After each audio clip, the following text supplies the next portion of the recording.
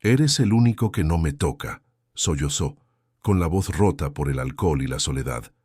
Las palabras, apenas un susurro, flotaron en el aire viciado de la opulenta oficina, un penthouse que dominaba las luces parpadeantes de la Ciudad de México.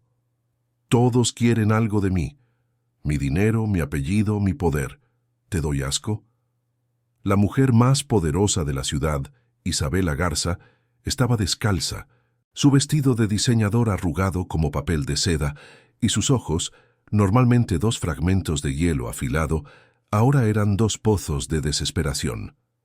Frente a ella, Javier Morales, el hombre de mantenimiento, se mantenía inmóvil, con su uniforme gris y sus manos callosas.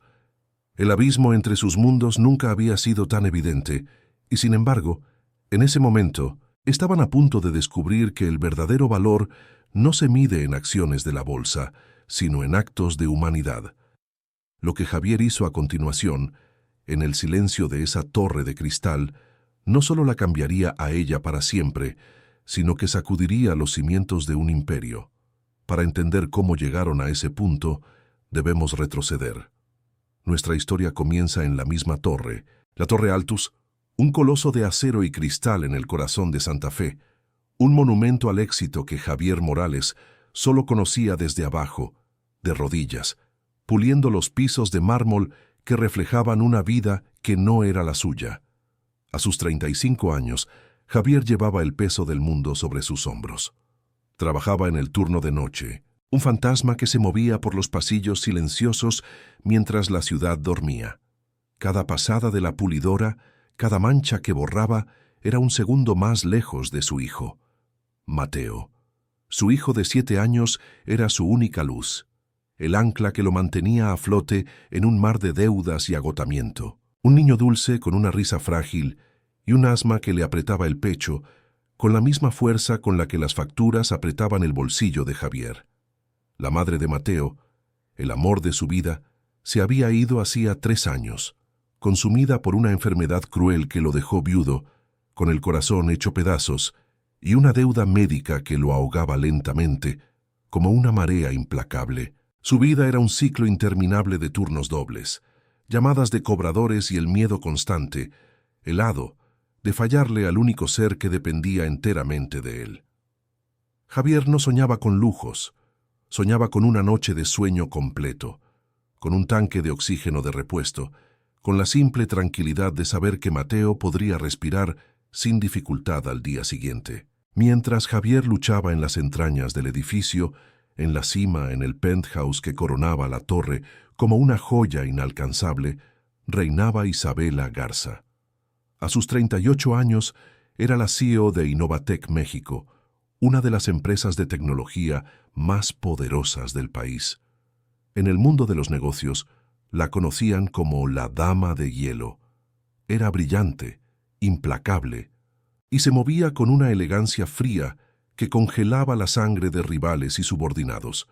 Había heredado el imperio de su padre, un hombre que le enseñó que la vulnerabilidad era un pecado capital y que el afecto siempre, siempre tenía un precio.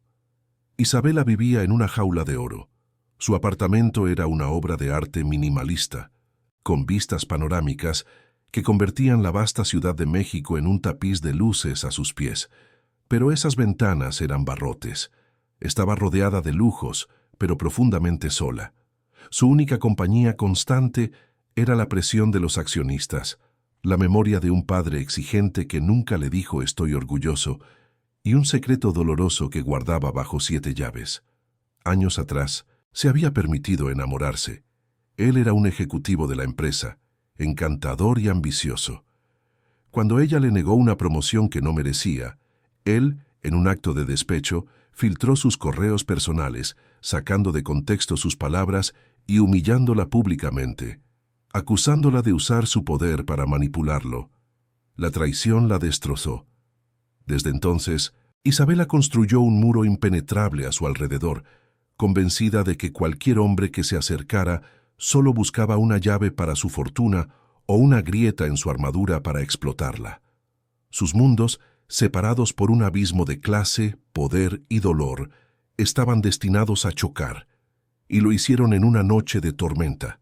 Afuera, el cielo de la ciudad se partía con relámpagos y un diluvio azotaba los ventanales del penthouse. Adentro, Isabela enfrentaba su propia tormenta. Una oferta pública de adquisición hostil, una jugada agresiva de la competencia que amenazaba con arrebatarle la empresa que su padre construyó. La presión era insoportable. Con las manos temblorosas, mientras revisaba los planos de su contraestrategia, su codo golpeó una copa de vino tinto. El líquido oscuro se derramó sobre los documentos, una mancha carmesí que parecía sangre sobre sus planes, sobre su legado.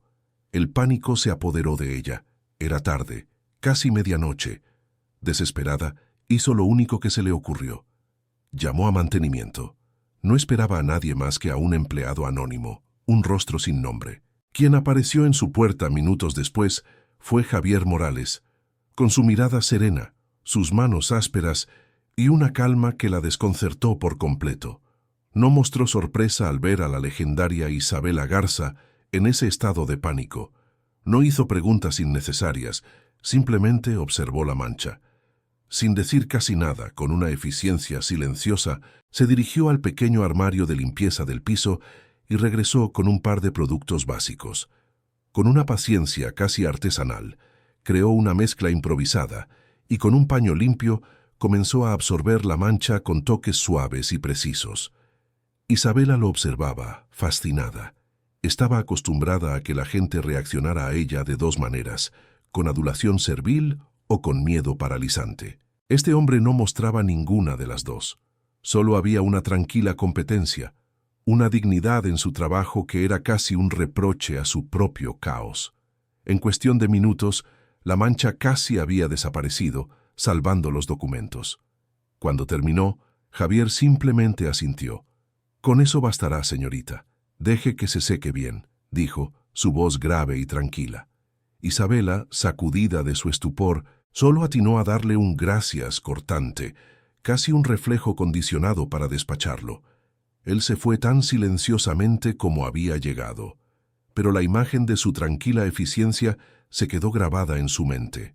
Ella, acostumbrada al ruido del poder, al estruendo de las negociaciones y a la cacofonía de la adulación, se encontró pensando en el silencio de aquel hombre.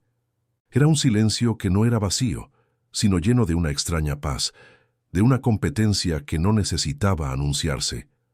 Lo descartó como una simple curiosidad, una anomalía en una noche caótica, y volvió a sumergirse en la guerra por su empresa. El equilibrio de poder, tan claro y definido como el cristal de su oficina, comenzó a invertirse de la forma más sutil e inesperada. Días después, el mundo de Javier se detuvo. Estaba a mitad de su turno limpiando el vestíbulo del piso 30, cuando su celular vibró con una insistencia que le heló la sangre. Era la escuela de Mateo. La voz de la maestra era una mezcla de alarma y profesionalismo forzado. «Señor Morales, es Mateo. Tuvo una crisis de asma, una muy fuerte. Ya llamamos a la ambulancia, pero necesita venir ahora mismo». El mundo de Javier se encogió hasta caber en el auricular de su teléfono. El mármol, las luces, la torre entera desaparecieron. Solo existía el sonido imaginado del pecho de su hijo luchando por aire. Sin pensarlo dos veces, soltó sus herramientas y corrió hacia el elevador de servicio. En el pasillo se topó con su supervisor directo, Ricardo, un hombre cuya sonrisa nunca llegaba a sus ojos y cuya amabilidad estaba reservada exclusivamente para los de arriba. «¿A dónde crees que vas, Morales?», espetó Ricardo, cruzando los brazos. «Mi hijo». «Está en el hospital», dijo Javier, con la voz entrecortada por el pánico. «Tengo que irme». Ricardo chasqueó la lengua. «Todos tenemos problemas, Morales, pero esto es un trabajo. No puedes simplemente abandonar tu puesto. Es una falta grave». Javier lo miró incrédulo. «Es una emergencia. Mi hijo no puede respirar». «Y tú no puedes trabajar si no estás aquí», replicó Ricardo, saboreando su pequeño momento de poder. «Si sales por esa puerta no te molestes en volver mañana, estás despedido». La palabra despedido golpeó a Javier con la fuerza de un puñetazo. Significaba no poder pagar la renta. No poder comprar los medicamentos de Mateo significaba fallar. La desesperación luchaba contra la rabia en su interior. Estaba a punto de suplicar, de humillarse, cuando una voz fría como el acero cortó el aire. ¿Hay algún problema aquí? Ambos se giraron. Isabela Garza estaba de pie al final del pasillo, con su traje impecable y una expresión indescifrable. Había decidido bajar por el área de servicio para evitar a un grupo de ejecutivos ruidosos en el elevador principal. Ricardo se transformó al instante. Su postura se enderezó, una sonrisa servil se dibujó en su rostro. «Señorita Garza, buenas noches. Ningún problema. Solo un asunto de disciplina interna con el personal». Isabela ignoró a Ricardo por completo. Sus ojos se fijaron en Javier. Vio el pánico desnudo en su rostro, la angustia de un padre aterrorizado. Recordó al hombre que, días atrás, había salvado sus documentos con una calma inquebrantable. Este no era el mismo hombre. Este era un hombre al borde del abismo. «¿Qué sucede, señor Morales?», preguntó. Su tono era neutro, pero la pregunta misma era una elección, un reconocimiento de su existencia. Javier tragó saliva. Su voz temblaba. «Mi hijo está en el hospital. Necesito irme, pero el señor Ricardo dice que si me voy, me despedirá». Isabela mantuvo su mirada en Javier por un segundo más, luego la giró lentamente hacia Ricardo. El cambio en la temperatura del pasillo fue palpable. «Ricardo», dijo, y el nombre sonó como una sentencia. «¿Es cierto que está amenazando con despedir a un empleado cuya emergencia familiar es que su hijo no puede respirar?» Ricardo palideció. «Bueno, señorita, el protocolo. El abandono de puesto». «El protocolo», lo interrumpió ella, «es que esta empresa tiene un mínimo de decencia humana. El señor Morales se va ahora mismo. Y usted, Ricardo, estará en mi oficina mañana a las 8 en punto para explicarme sus peculiares métodos de gestión de personal».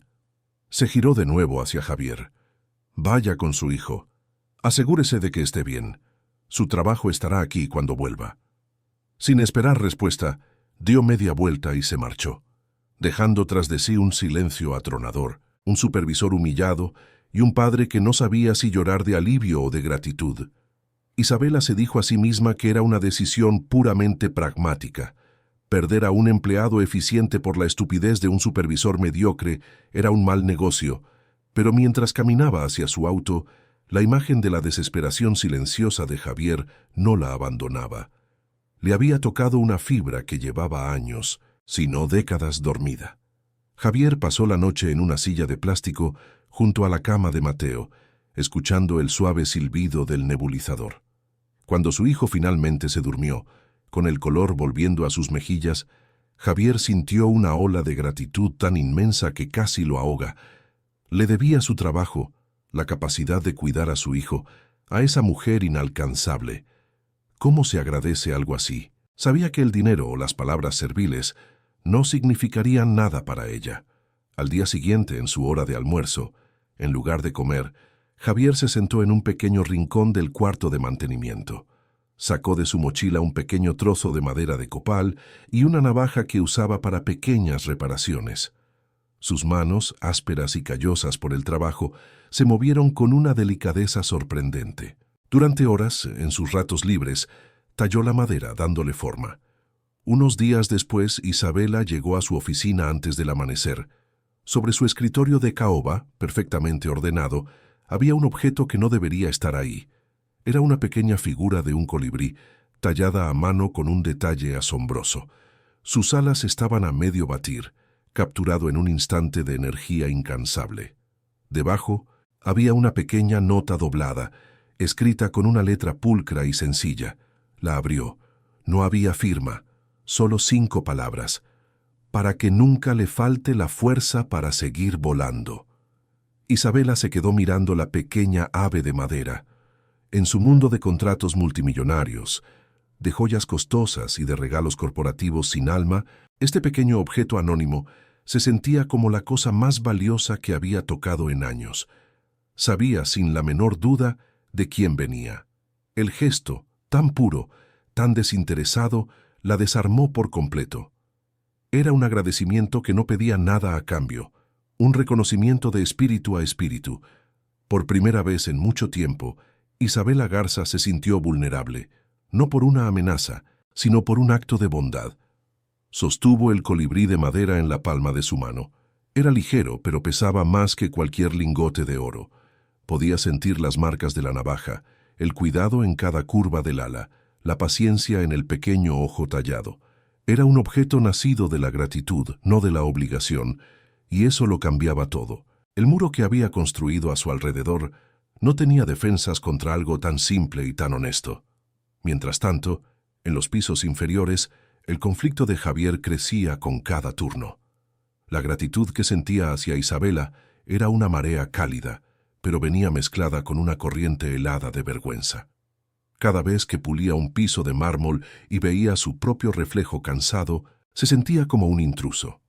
El mundo de Isabela, con su aire enrarecido de poder y riqueza, era un recordatorio constante de todo lo que él no podía darle a Mateo. El mejor tratamiento, una casa sin humedad, un futuro sin la sombra constante de las deudas. El gesto de ella al salvar su empleo había sido un acto de poder, por muy decente que fuera, y él le había respondido con lo único que tenía, su tiempo y sus manos, pero se sentía como una ofrenda insignificante, la moneda de un pobre en el templo de un millonario. Isabela, por su parte, se encontró haciendo algo inusual, casi vergonzoso. Empezó a observar a Javier a través de las cámaras de seguridad. No era una vigilancia maliciosa, sino una curiosidad casi académica. Quería entender a ese hombre. Lo veía trabajar con una diligencia metódica, barriendo, puliendo, reparando una bisagra suelta con la misma concentración que ella dedicaba a un acuerdo de fusión. Pero lo que realmente la cautivó fueron los momentos en que él se detenía para sus descansos. Se sentaba en un rincón del cuarto de servicio, sacaba su teléfono y hablaba. Ella no podía oír la conversación, pero veía cómo su rostro se transformaba. La tensión en sus hombros desaparecía. Una sonrisa genuina iluminaba sus facciones cansadas y sus ojos brillaban con una ternura que Isabela nunca había visto en ningún hombre.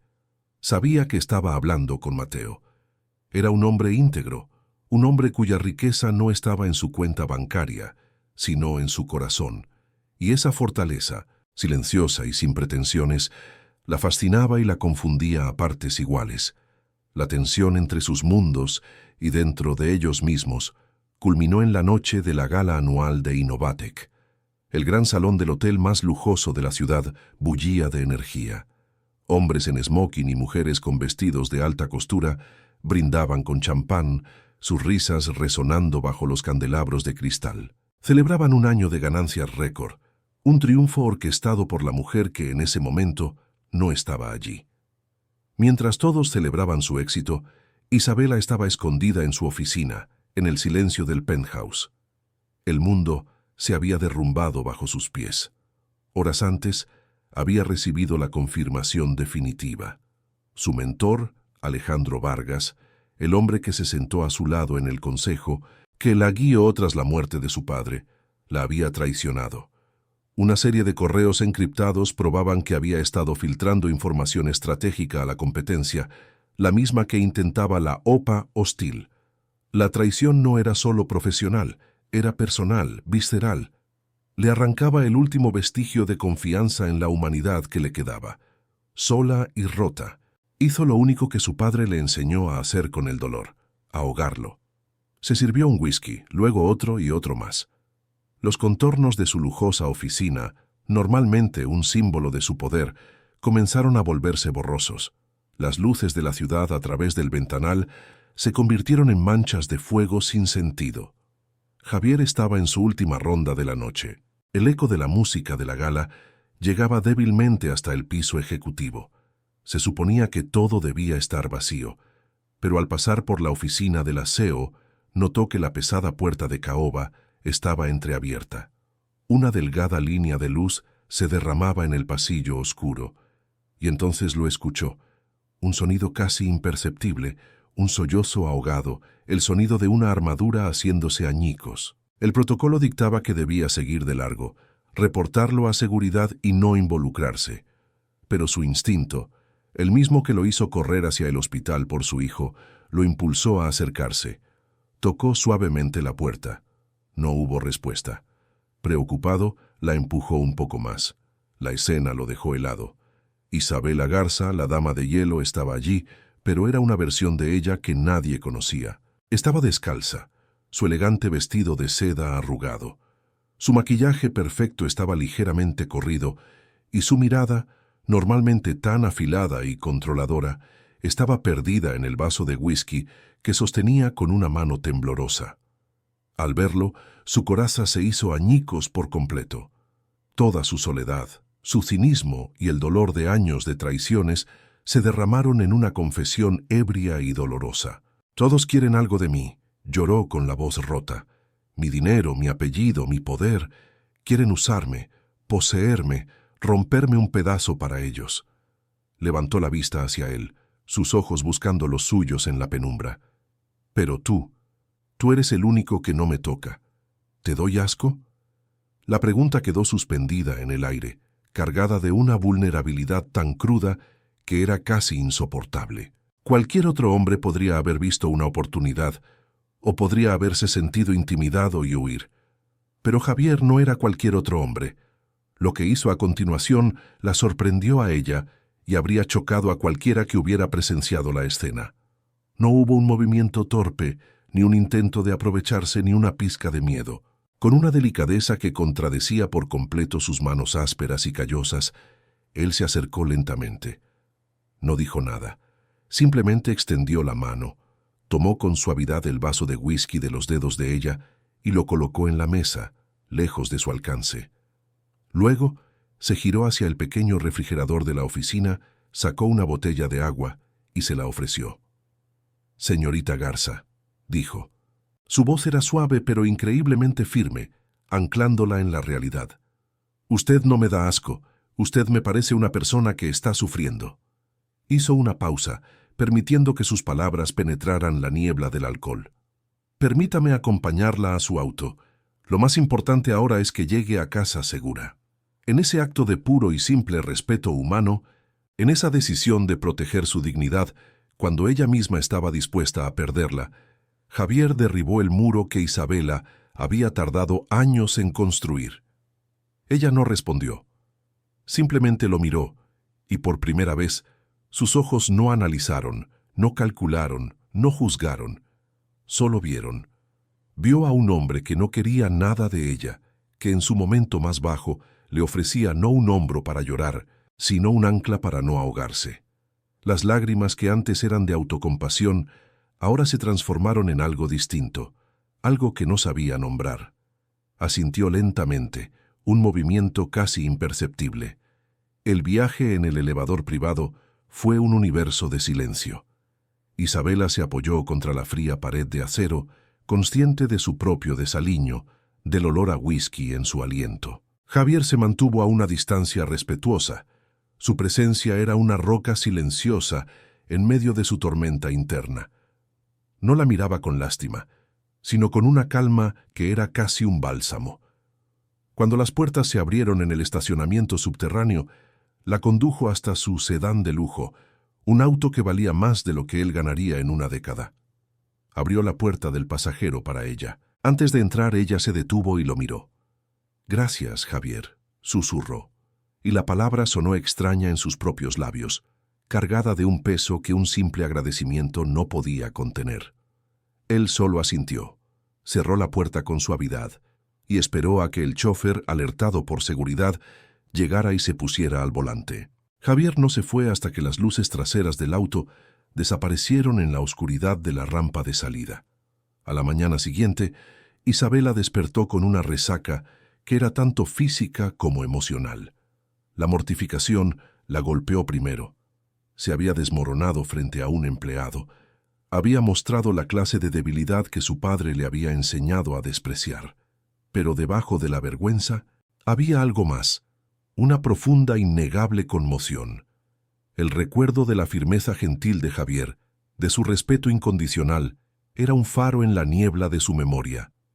Él La había visto en su peor momento y no había retrocedido. La había protegido de sí misma. Unos días después, Javier fue llamado a la oficina del aseo. Caminó por el pasillo sintiendo el frío en el estómago, seguro de que iba a ser despedido. Quizás ella se arrepentía de haberle mostrado su vulnerabilidad. Quizás Ricardo finalmente había logrado su cometido. Cuando entró, Isabela estaba de pie junto a su ventanal, dándole la espalda, observando la ciudad. Se giró y su rostro era el de siempre, una máscara de control y autoridad. No había rastro de la mujer rota de la otra noche. «Señor Morales», dijo su voz profesional y distante, «he estado revisando la estructura del personal de mantenimiento de este piso. Es ineficiente. A partir del lunes, el puesto de supervisor de mantenimiento del piso ejecutivo queda creado. Usted es la única persona que considero para el cargo». Javier se quedó sin palabras. «¿Yo, señorita?» «Usted», confirmó ella sin una pizca de emoción. «El sueldo es 3 veces su salario actual. Sus responsabilidades incluirán la gestión de todo el personal y los recursos de este piso. Espero la misma eficiencia que ha demostrado hasta ahora. ¿Acepta?»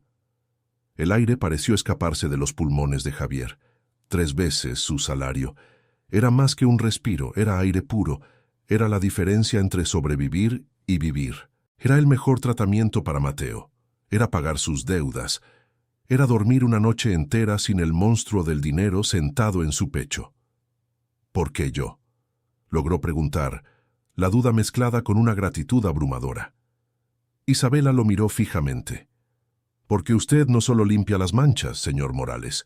Usted arregla las cosas. Espero su respuesta para el final del día». Con eso, dio por terminada la reunión. El cambio fue inmediato. Por primera vez en años, Javier pudo respirar, pero Isabela no se detuvo ahí. Un mes después, el Departamento de Recursos Humanos anunció un nuevo y revolucionario Programa de Bienestar Corporativo. Estaba diseñado, decían los correos, para apoyar a los empleados con desafíos familiares significativos. Era un programa piloto, y el primer beneficiario, seleccionado por un comité anónimo, fue Javier Morales. El programa cubría el 100% de los costos del tratamiento médico de Mateo con uno de los mejores neumólogos pediatras del país. Para el resto de la empresa, era una muestra de la nueva y sorprendente cara humana de Innovatec. Para Javier, era un milagro que olía a sospecha. Era demasiado perfecto, demasiado conveniente.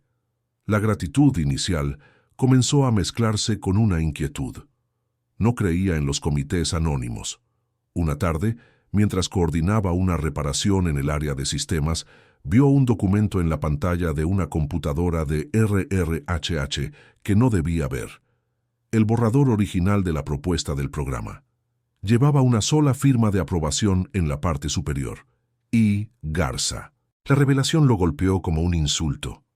No era un programa, era caridad, una limosna disfrazada de política corporativa. Su orgullo, lo único que le quedaba intacto, se sintió herido de muerte. Esa tarde irrumpió en la oficina de Isabela sin ser anunciado, con el corazón latiéndole con furia en el pecho. «¿Qué es esto?», preguntó, su voz tensa, casi temblando. Dejó sobre el escritorio de ella una copia del folleto del programa de bienestar. Isabela levantó la vista de sus papeles, sorprendida por su tono. «¿Disculpe?» «El programa, el comité anónimo. Todo esto fue usted, ¿verdad? No me mienta». Isabela se reclinó en su silla, su expresión se endureció. «No sé de qué me habla». «Claro que lo sabe», exclamó Javier, perdiendo la compostura. «¿Cree que soy estúpido? ¿Cree que puede comprar mi silencio o mi lealtad con su dinero? ¿Esto es una paga por haberla visto en su peor momento? ¿Por haberla ayudado?» Cada palabra era un golpe. Isabela se puso de pie, sus ojos brillando con una furia helada que igualaba la de él. «Tenga cuidado con lo que dice, Javier. Sigue siendo mi empleado». «¿Y usted mi benefactora?», replicó él con sarcasmo. «No quiero su caridad. Mi hijo y yo nos las hemos arreglado solos por años. No necesitamos que una millonaria juegue a ser Dios con nuestras vidas para limpiar su conciencia». Fue entonces cuando algo en Isabela se rompió. El control, la frialdad, todo se desvaneció, reemplazado por una frustración cruda y dolorosa. «Conciencia, conciencia», gritó, su voz cargada de un veneno que yo no conocía. «¿Tú te atreves a hablarme de conciencia? El hombre que se esconde en las sombras, puliendo los pisos mientras juzga a los que viven bajo la luz. No tienes idea de lo que es mi vida. No sabes lo que es vivir en una jaula donde cada gesto, cada palabra, cada maldito acto de bondad es analizado, sospechado y convertido en un arma en tu contra». Se acercó a mí, sus manos apretadas en puños a sus costados, su cuerpo vibrando de una furia que me hizo retroceder un paso. Por una vez en mi miserable vida, vi a una buena persona, a un padre luchando, y quise hacer algo real. No firmar un cheque para una gala de caridad para que me tomen una foto, algo que importara. Y tú vienes aquí a pisotearlo, a llamarlo caridad, a insultarlo. ¿Sabes por qué? Porque es más fácil para ti creer que soy una bruja manipuladora que aceptar que alguien por un segundo pudo haberte visto y querido ayudar sin pedir nada a cambio. Sus palabras me golpearon con más fuerza que cualquier puñetazo. La verdad en ellas era tan afilada que me cortó por dentro. Me había envuelto en mi orgullo herido, en mi miedo a hacer un proyecto de caridad, y no había visto el dolor detrás de su acto. No había visto que mi rechazo era una confirmación de su peor miedo, que cada acto suyo siempre sería visto como una manipulación. Nos quedamos allí, en el silencio de su oficina, respirando agitadamente, el aire cargado con la electricidad de nuestra confesión mutua. Ya no éramos la CEO y el empleado de mantenimiento. Éramos dos almas heridas, dos personas que habían pasado sus vidas construyendo muros y que en esa pelea brutalmente honesta acababan de derribarlos a la fuerza. La vi por primera vez, no como la dama de hielo, sino como Isabela, una mujer atrapada, tan sola como yo lo había estado alguna vez. Y creo, por la forma en que su mirada se suavizó, que ella también me vio a mí, no como el pobre hombre de mantenimiento, sino como Javier. Pero esa nueva y frágil conexión, nacida en el fuego de una discusión, no pasó desapercibida. Los muros de la Torre Altus no solo eran de cristal, también tenían oídos. Ricardo, el supervisor que Isabela había humillado para defenderme, nunca me perdonó. Había estado observando, esperando su oportunidad, su resentimiento creciendo como una mala hierba en la oscuridad. La promoción que me dieron fue la primera ofensa, mi acceso al piso ejecutivo, la segunda. Pero lo que lo empujó al borde fue la sutileza de nuestra nueva dinámica. Una mirada de entendimiento en el pasillo, una breve conversación sobre el clima que se sentía más profunda de lo que era, mi presencia en su oficina sin una orden de trabajo. Para un hombre como Ricardo, cuya mente solo entendía las transacciones de poder y la humillación, todo esto solo podía significar una cosa. Movido por una envidia venenosa, Ricardo comenzó a cavar. Usó su acceso de supervisor para revisar mis archivos personales. Encontró mis deudas, los reportes de las emergencias médicas de Mateo, cada detalle de mi precaria existencia. Y con esas piezas comenzó a tejer una narrativa tóxica, una historia tan retorcida y cruel que solo una mente envenenada por el rencor podría concebir. La historia de un estafador. Un viudo astuto que usaba a su hijo enfermo como carnada para seducir a la jefa solitaria y vulnerable.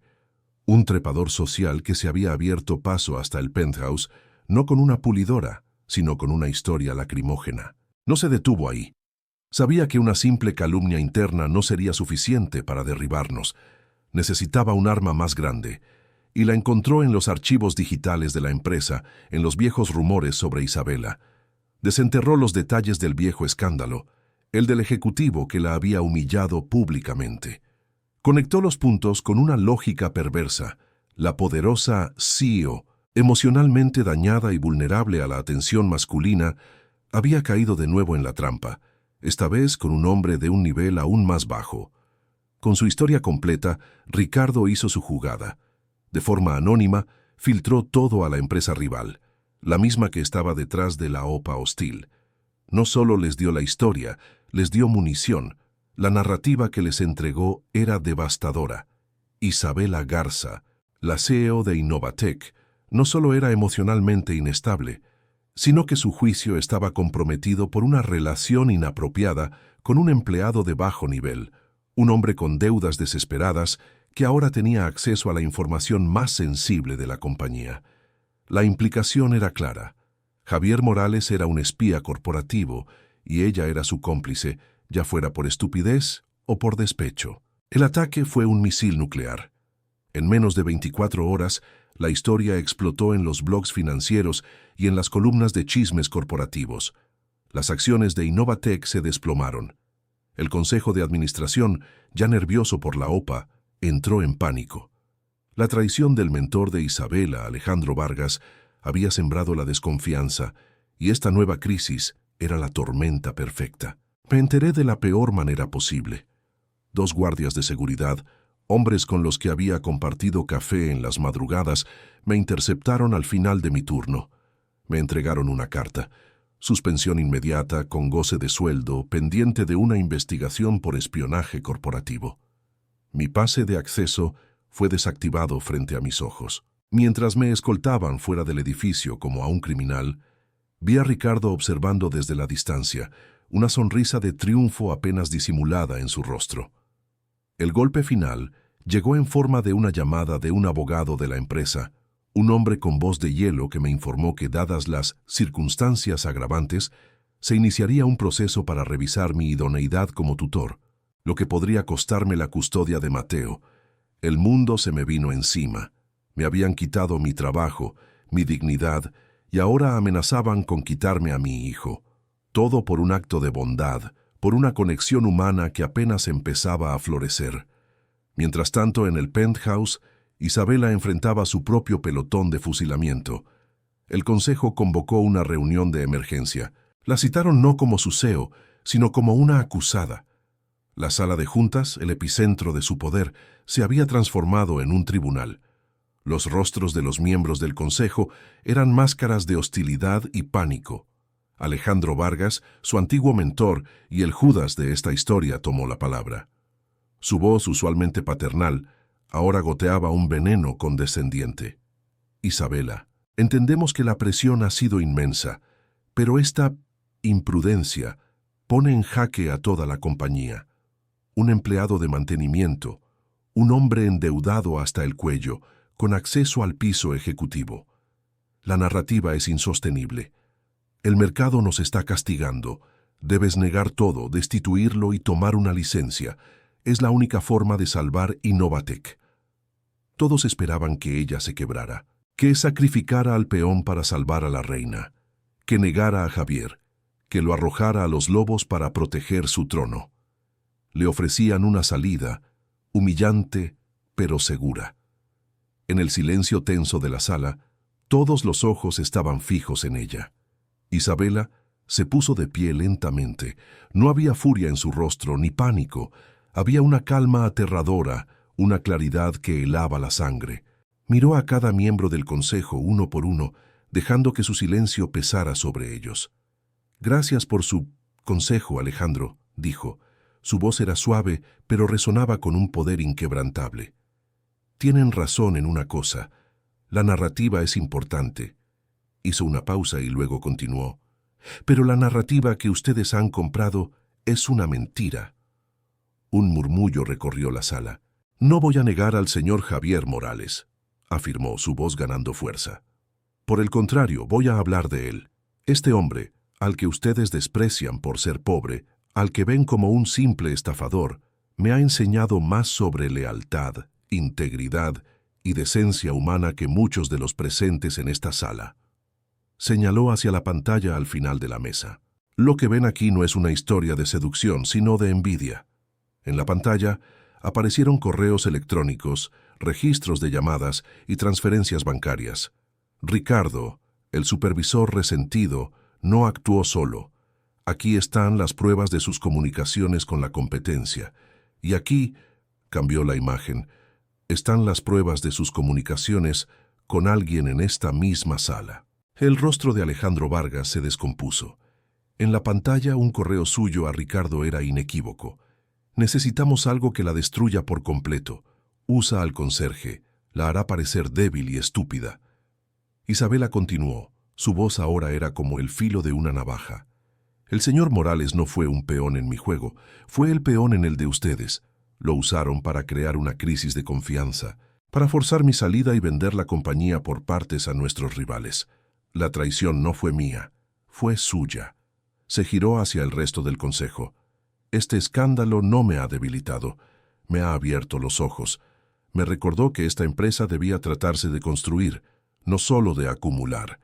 Me recordó que el verdadero valor de una persona no está en su cuenta bancaria, sino en su carácter. En un movimiento magistral, usó el ataque para exponer la red de corrupción que Alejandro había tejido dentro del consejo, presentando pruebas irrefutables de su conspiración. La sala de juntas se convirtió en el escenario de su renacimiento. Salió de esa reunión no como una víctima, sino como una líder forjada en el fuego. Victoriosa, más fuerte y por primera vez completamente humana. Javier fue exonerado de inmediato. Ricardo y los miembros del consejo implicados fueron despedidos y enfrentaron cargos legales. Unos días después, Isabela lo citó de nuevo a su oficina. El aire entre ellos ya no estaba cargado de tensión, sino de un respeto profundo y silencioso. La empresa está creando una fundación, le dijo, mirándolo directamente a los ojos. Se dedicará a programas de bienestar para las familias de nuestros empleados y para la comunidad. Quiero que tú la dirijas. Javier se quedó atónito. ¿Yo? Señorita Garza, yo no sé nada de dirigir fundaciones. Soy un hombre de mantenimiento. Exacto, respondió ella con una leve sonrisa, la primera que él le veía. Necesito a alguien que sepa lo que es necesitar ayuda. Alguien cuya mayor cualidad no sea un título universitario, sino la empatía. Necesito un hombre íntegro. El puesto es tuyo si lo quieres. La historia no termina con un beso apasionado frente a un atardecer en un yate. No termina con una boda de cuento de hadas. Esas cosas pertenecen a otro tipo de historias, a las que se construyen sobre la fantasía. La suya era real. Termina meses después, en un parque público en una tarde soleada de domingo. El aire olía a pasto recién cortado y a la alegría despreocupada de los niños. Mateo, con las mejillas sonrosadas y el pecho libre, corría detrás de una pelota. Su risa era el sonido más puro del mundo, sano y feliz. Javier e Isabela lo observaban desde una banca de madera. Mantenían una distancia física cómoda, sin tocarse, pero la conexión entre ellos era un puente invisible, más fuerte que cualquier contacto. Él ya no llevaba un uniforme gris, sino ropa casual que le sentaba bien. La tensión había abandonado sus hombros. Había recuperado su autoestima y un futuro para su hijo. Ella ya no llevaba la armadura de CEO, sino unos jeans y una blusa sencilla, su rostro relajado, su mirada serena. Había aprendido a liderar con el corazón sin perder la cabeza. Se miraron. En ese silencio compartido, en la tranquilidad de esa tarde ordinaria, se encontraba la promesa de un amor real. Un amor que no se basó en el tacto, ni en la urgencia del deseo, sino en el profundo y revolucionario acto de ver de verdad el alma del otro, y respetarla por encima de todo. A veces, el toque más poderoso no es el que se da con las manos, sino el que se ofrece con el alma. ¿Crees que un amor así, construido en la distancia y el respeto, puede ser más fuerte que uno nacido de la pasión? Déjame saber tu opinión en los comentarios. Y si te gustan las historias que demuestran que la verdadera riqueza no se puede contar, suscríbete para no perderte ninguna.